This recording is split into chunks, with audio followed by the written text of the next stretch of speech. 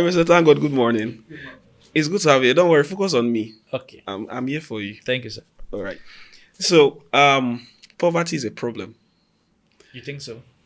I know so. Okay. And these are my reasons. No man changes the world being poor. Yes. Yes. And for you to be able to create a lot of impact, you need wealth, Yes. sustainable amount of wealth. So I'm going to ask you a very simple question. Yes, sir. What are the things you've done in life to fight poverty? I've not actually fought poverty. I'm still fighting it. Interesting. Yes.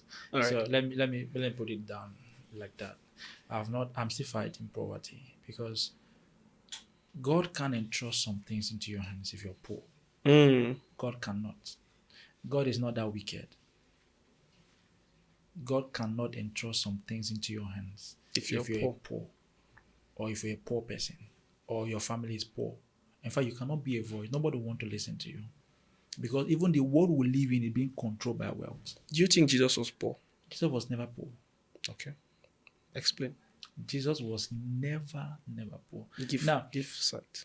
When you talk about poverty, Mm. what area of poverty are you talking about? First, let's understand. Interesting.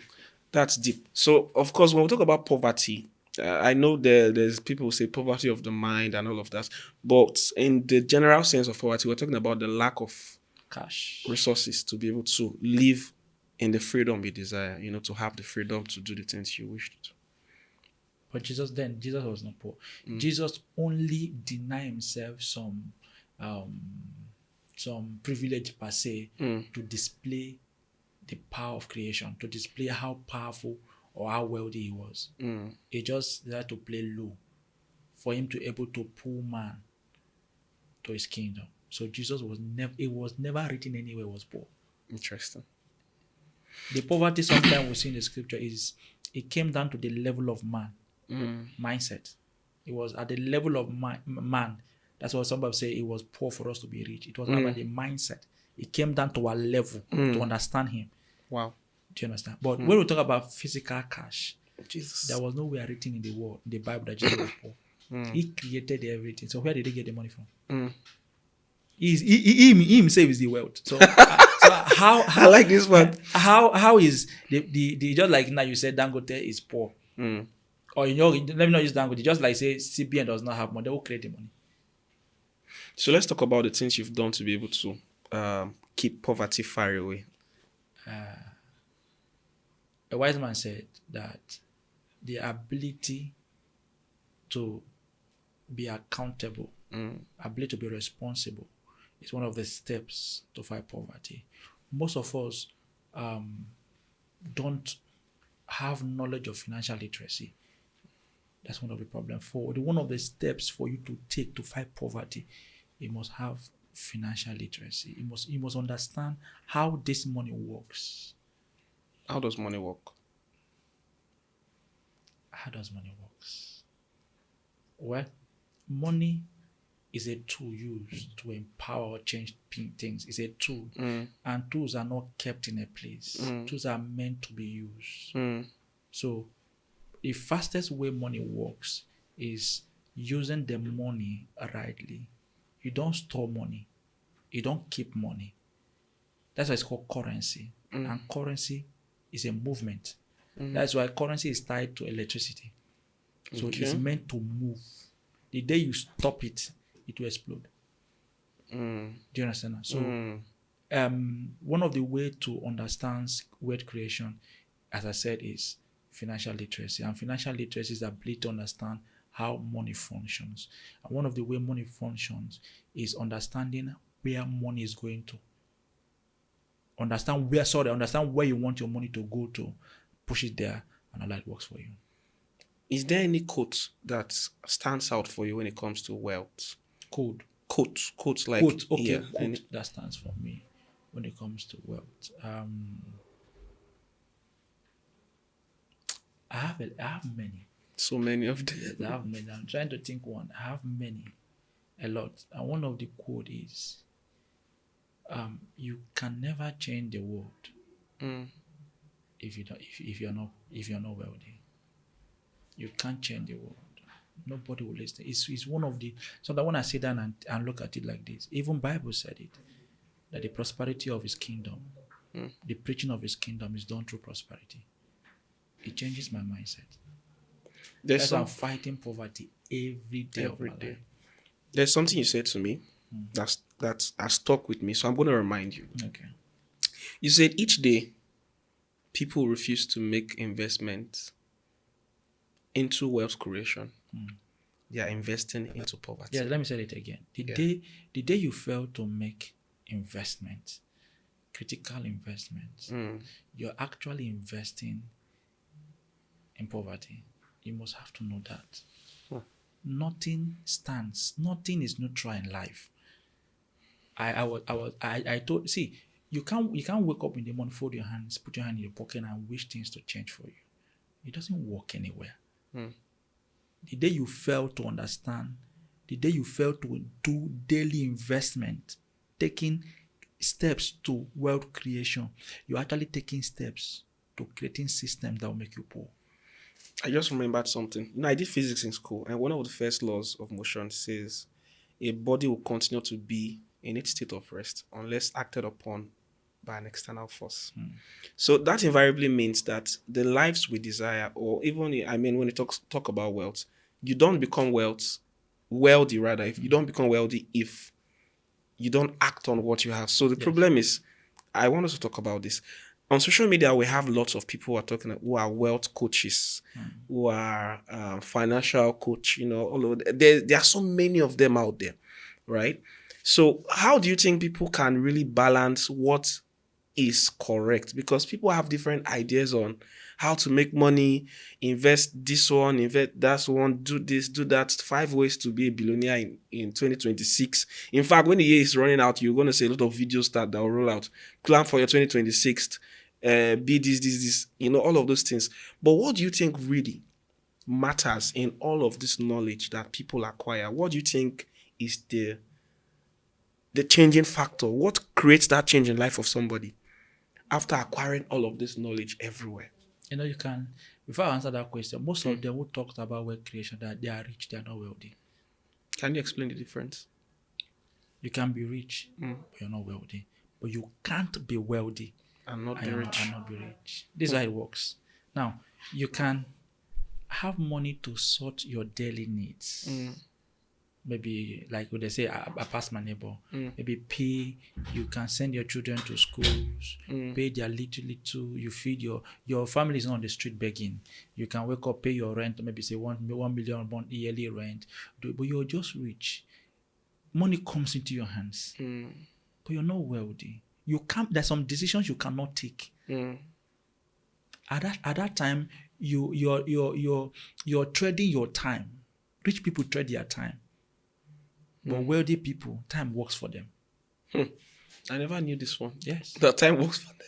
Yes. So, can you give an example of how time works for a wealthy person? Now, everything they have in place.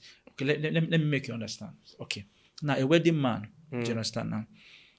Can just decide to sleep all through the day,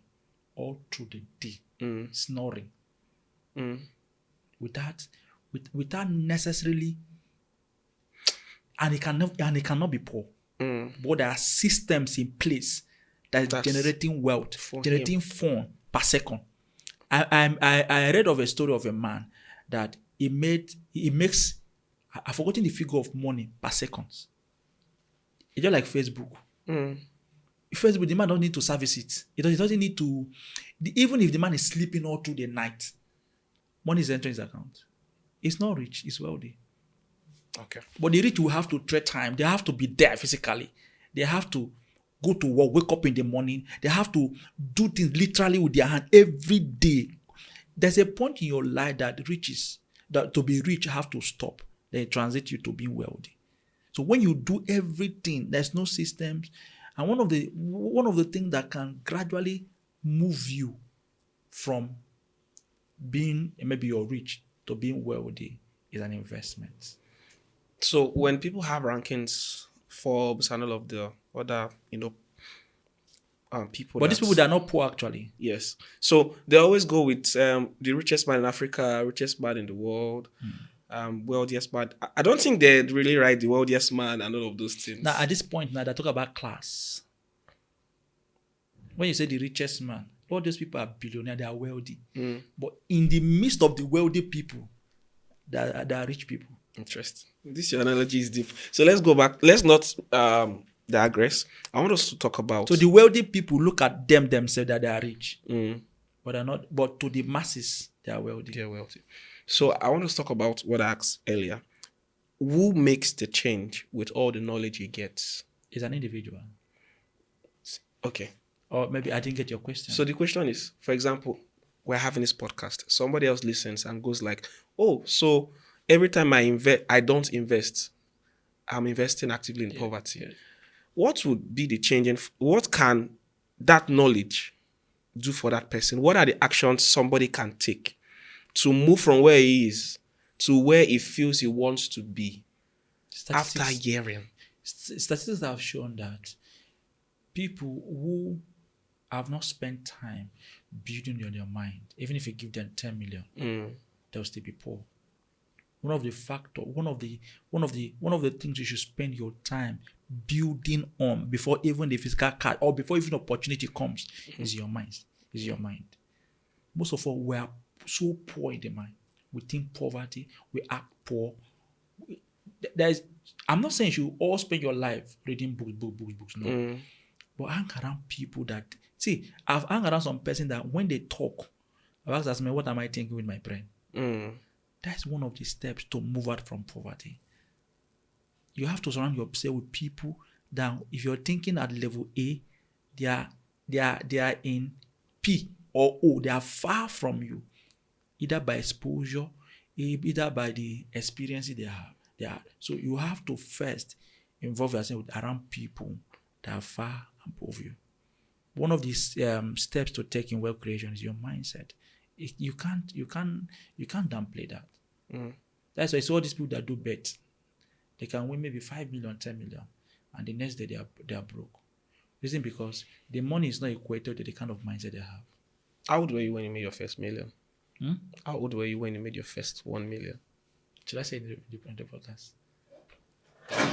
We wouldn't mind, but it's for educational purposes. Because now, here's the reason: a lot of persons. But actually, have I made 1 million before? Look at the billionaire.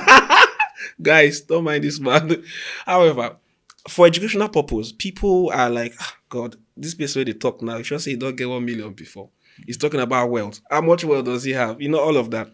And I want to clarify, right? I want persons to know that we're not just talking. We've been able to experience this a shift in our lives, right?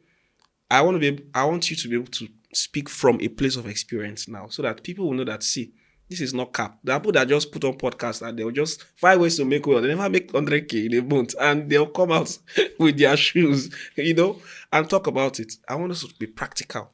When did you make your first 1 million? I'm going to ask follow-up questions. I want to educate people. The year or the day? Okay, let's do the year. The year I make that was let me explain this. It can be not on salary. Salary. Money can be entering your account, and before a year, it's 1 million. Is that what you mean? No, or I mean you did a transaction, and then you hit 1 million from that transaction. It was not even 1 million. It was above 1 million. Oh my.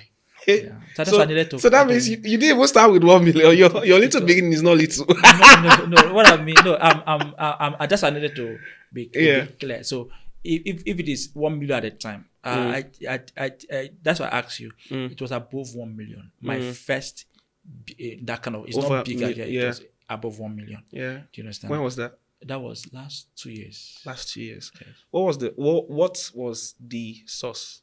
Okay, it was real estate. Real estate. Yes, because I was I'm being real. I've been doing real estate. At that time, I've been closing deals. Yeah, but it was not up to, my commission was not up to 1 million. Yes, it was 300, 200, 150, 50,000 and all that. Till I hit a good deal, and it was above 1 million naira.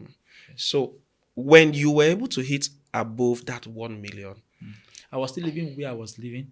I was eating the same food I was eating. I was still wearing the same clothes I was wearing. So what I did is I started building my mind. Before, the level of my mind shift was slow. I was still struggling until I before then I was putting my hands together so many things that I know that if I push it more harder, this is going to come. So I started asking question. I was asking Mr. Coloni's question back, Mr. Colony back to back. So if 1 million comes to my account, what should I do with it? The 1 million has not come. I was asking question back. It was giving me hint. Do this when it comes. Do this when it comes. Do this. Do this. He said, "Don't live where you're staying. Stay there. Don't buy a car." He was just giving me. He was not even aware of the money coming, but was trying to shift my mind. So when the money finally, landed, I did not just say God don't do that for me. I did not. The money was there for over 6 months. I didn't touch it. Yes.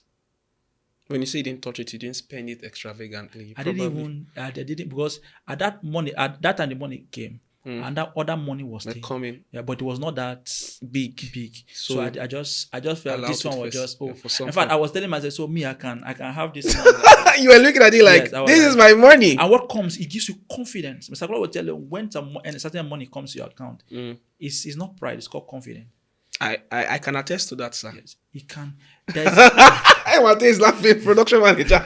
So there's a level of confidence. You can say, so I can actually buy this thing. Yeah. Jeremy can now you feel like, so I can buy this thing. Some days ago, you say, we can buy this thing. Yes. Try your ATM card if it's working. Yes, that's how it works. Well, that's beautiful. And just to also educate people. Let me say this. Yeah. You can have that kind of money and your stock.